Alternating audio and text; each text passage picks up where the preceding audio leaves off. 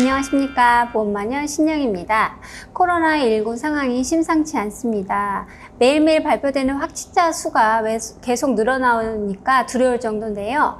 코로나19는 사회 전반적인 것을 많은 변화를 갖고 왔는데 보험시장에도 마찬가지로 영향을 미쳤습니다. 그중 큰 이슈의 하나가 코로나19로 인한 보험금 보장 여부였습니다. 코로나19 확진자라면 검사 비용과 치료 비용 전액을 국가에서 지원하고 있기 때문에 자기가 가입하고 있는 실손의료보험으로는 보장받을 수 없습니다. 그런데 내가 너무 불안해서 병원에 가서 제가 한번 코로나 검사를 받겠어요. 그러면 면책 상황이기 때문에 보험금은 받기 어렵습니다. 마찬가지로 저희가 영양제를 맞을 때 피곤해서 맞으러 왔어요 하면 보상이 안 되지만 의사가 소견을 써주는 거예요. 제가 지금 발열이 있고 기침, 의심 증상이 있어서 병원을 갔는데 의사가 한번 검사해 봅시다 하고 필요 소견을 써주면 음성이 나오더라도 실손의료보험에서는 의료비 보장이 가능합니다. 두 번째로는 코로나19로 사망했을 때는 어떻게 됐을까요? 생명보험사랑 손해보험사랑 이때 좀 차이가 있습니다. 약간상 차이가 있는데 생명보험에서는 코로나19가 재해로 인정이 됩니다. 그래서 재해 사망보험을 받을 수 있고요.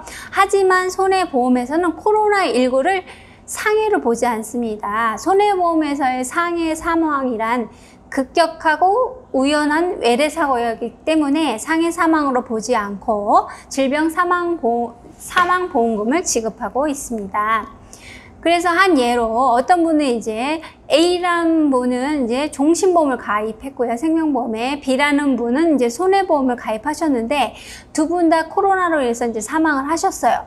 그런데 A라는 분은 사망보험금이 나왔는데 B라는 분은 이제 질병 사망금이 조금이 나온 거예요. 그래서 왜 그렇게 됐냐 해서 이제 판단을 받았는데 생명보험에서는 마찬가지로 코로나19가 재해로 인정이 됩니다. 그래서 재해 사망보험금이 좀 크죠. 그래서 큰 사망금을 받았지만 손해보험에서는 코로나19를 뭐로 본다? 상해가 아닌 질병으로 인정하기 때문에 질병 사망보험금을 받는 것입니다.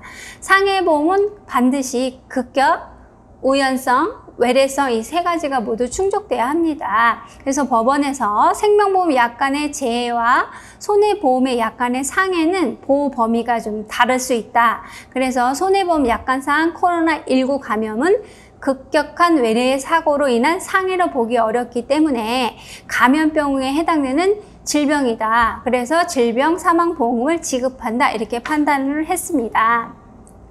그러면 코로나에 걸리면은 건강보험이 가입이 가능할까요? 작년에 2020년 한 11월 경에 고객님이 한 분이 이제 저한테 전화를 주셨어요. 자기 보험을 이렇게 분석을 해보니까 뇌혈관이라든지 심장에 대한 허혈성 심장질환이 이렇게 100% 보장되는 게 없더라. 그거를 가입하고 싶다 하고 문의를 주신 분이 있었어요. 그래서 제가 동의를 얻고 이제 설계를 해봤는데 딱 이제 심사를 눌러보는 순간 14일 입원이 떠 있더라고요. 그래서 그 14일 입원이 뭔가 봤더니 코로나로 인한 자가 격리였었어요. 그래서 제가 처음을 해보는 거기 때문에 이제 인수를 올렸죠.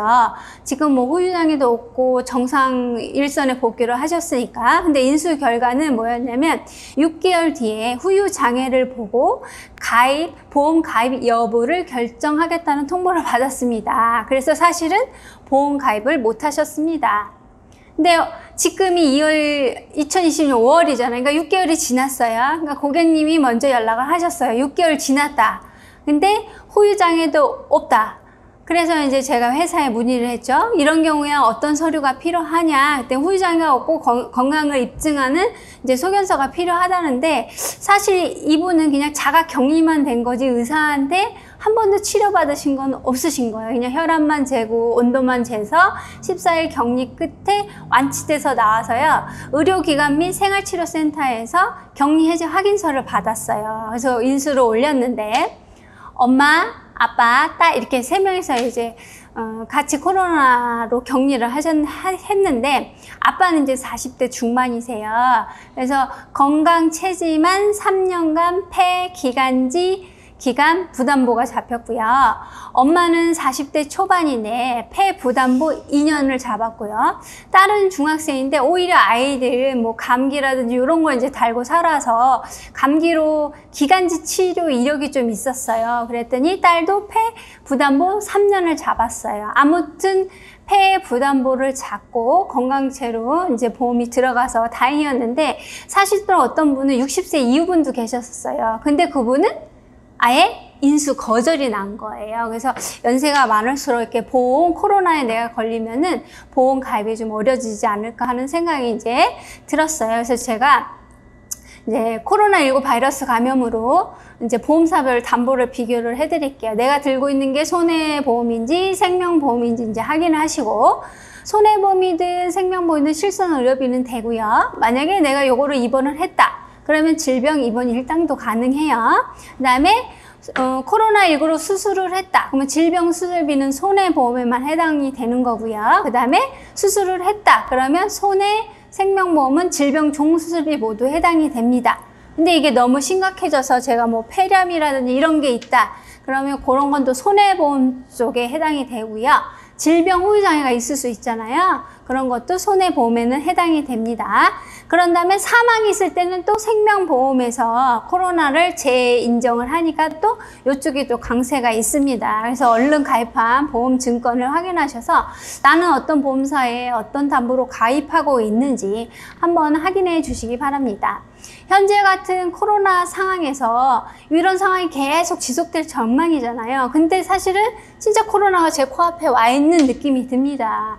따라서 내가 건강을 위해서만이라 암, 뇌졸중, 심근경색 같은 이렇게 돈이 많이 드는 질병을 보험에 가입할 계획이 있다면 빨리 사전 점검할 필요가 있다고 생각합니다. 진짜 만에 하나 코로나 검사 대상이 될 수도 있죠. 이런 상황에서는 제가 보험을 가입하고 싶어도 대비하고 싶어도 할 수 없는 상황이 됩니다. 제가 가입한 또 보험이 그 코로나로 다 대비되어 있는지 미리 파악을 하셔서 예기치 못한 문제가 발생했을 때도 현명하게 대처할 수 있기 바랍니다. 모두들 코로나를 지혜롭게 극복하시길 바라면서 오늘 방송 마치겠습니다. 좋아요, 구독, 알림 설정 눌러주세요.